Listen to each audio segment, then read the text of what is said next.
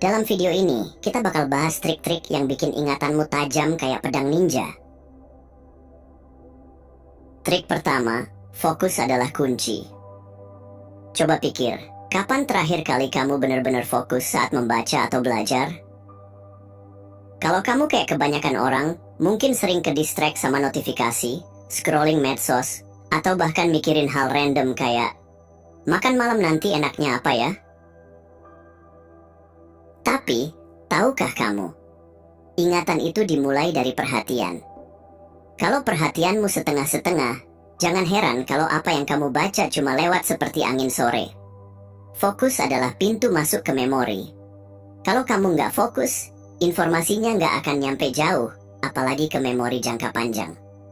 Jadi gimana caranya biar perhatianmu maksimal? Berikut beberapa tips yang bisa dicoba. 1. Hilangkan gangguan. Ini langkah pertama yang wajib. Matikan notifikasi, jauhkan ponsel, dan kalau perlu, pasang tanda "jangan ganggu" di pintu kamar. Anggap ini sesi VIP antara kamu dan bacaanmu. 2. Bertanya kepada diri sendiri. Sambil membaca, coba tanyakan sesuatu yang membuatmu terhubung dengan materi. Misalnya, gimana caranya aku bisa pakai info ini di kehidupan sehari-hari? Atau, apa ini relevan dengan tantangan yang sedang aku hadapi? Pertanyaan ini bikin otakmu lebih aktif dan informasi lebih nyangkut. Anggap perhatian itu kayak tiket masuk ke konser otakmu. Kalau tiketnya nggak valid alias perhatianmu kurang, otak bakal bilang, maaf, akses ditolak. Jadi, mulai sekarang, yuk latihan jadi Zen Master dalam urusan fokus. Trik kedua, jadikan otakmu sutradara. Pernah nonton film seru yang adegannya kebayang-bayang terus sampai berminggu-minggu? Itulah kekuatan visualisasi. Nah, kabar baiknya, otakmu suka banget sama gambar dan cerita. Jadi, kenapa nggak bikin bacaanmu jadi semenarik itu juga? Gimana caranya? Nih, trik simple yang bisa kamu coba. 1. Bayangkan bacaanmu seperti adegan di layar lebar.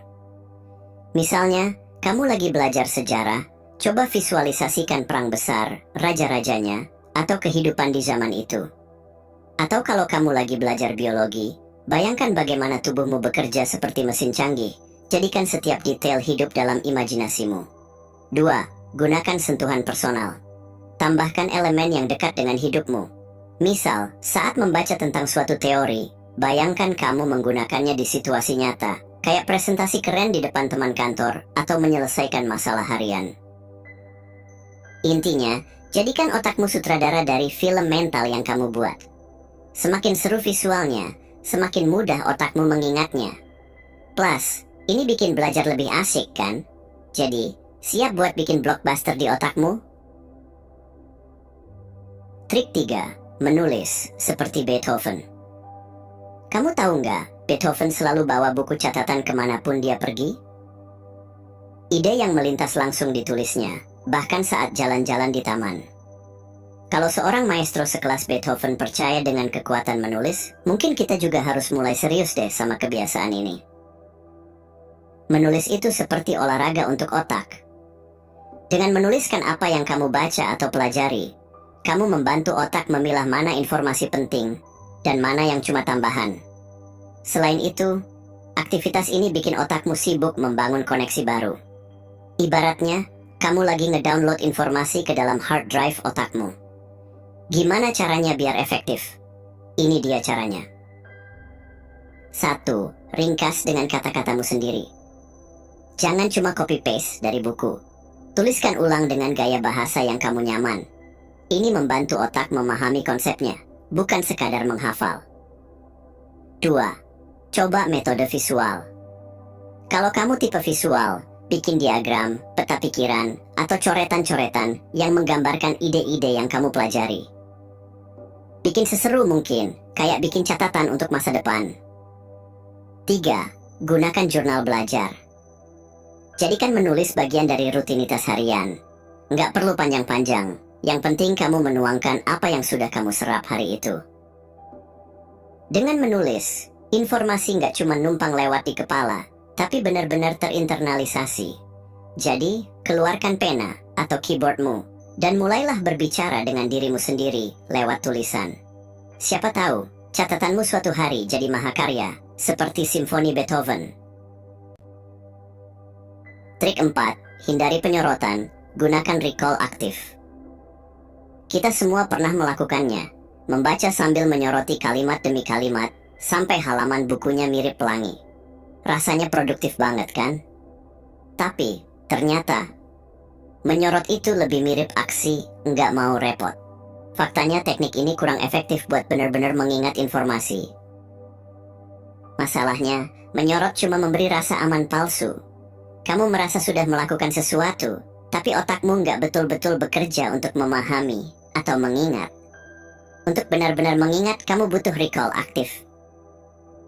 Apa itu recall aktif? Ini adalah proses mengingat kembali informasi tanpa melihat materi sumber. Kira-kira seperti latihan otot di gym, tapi kali ini buat otakmu. Begini caranya. Setelah selesai membaca, tutup bukunya, dan coba pikirkan, apa yang barusan aku pelajari? Tantang dirimu untuk menuliskan ide utama, atau poin-poin penting dengan kata-kata sendiri. Misalnya, kenapa poin ini penting? Atau, apa contohnya dalam hidup sehari-hari? Dengan cara ini, kamu nggak cuma mengingat, tapi juga menghubungkan informasi dengan hal-hal yang relevan. Semakin sering kamu melatih otak untuk mengingat, semakin kuat koneksi dalam memorimu. Trik 5. Belajar dengan mengajarkan. Pernah dengar istilah, cara terbaik untuk belajar adalah dengan mengajarkan? Ini bukan sekadar omong kosong. Faktanya, ketika kamu mengajarkan sesuatu, otakmu bekerja jauh lebih keras untuk memahami dan mengorganisir informasi. Jadi kalau kamu benar-benar ingin mengingat apa yang kamu pelajari, jadilah guru kecil untuk dirimu sendiri atau orang lain. Kenapa metode ini efektif banget? Karena ketika kamu mengajarkan, kamu dipaksa untuk memahami konsep dengan mendalam, menjelaskan ide secara sederhana dan runtut, menjawab pertanyaan, bahkan pertanyaanmu sendiri. Lalu, gimana cara menerapkan ini tanpa harus jadi dosen beneran? Nih, tipsnya. 1. Ajarkan ke orang lain. Bisa ke teman, saudara, atau siapapun yang bersedia mendengarkan. Nggak harus formal, cukup ceritakan dengan santai apa yang baru kamu pelajari. 2. Ajarkan ke diri sendiri. Nggak ada audiens? No problem.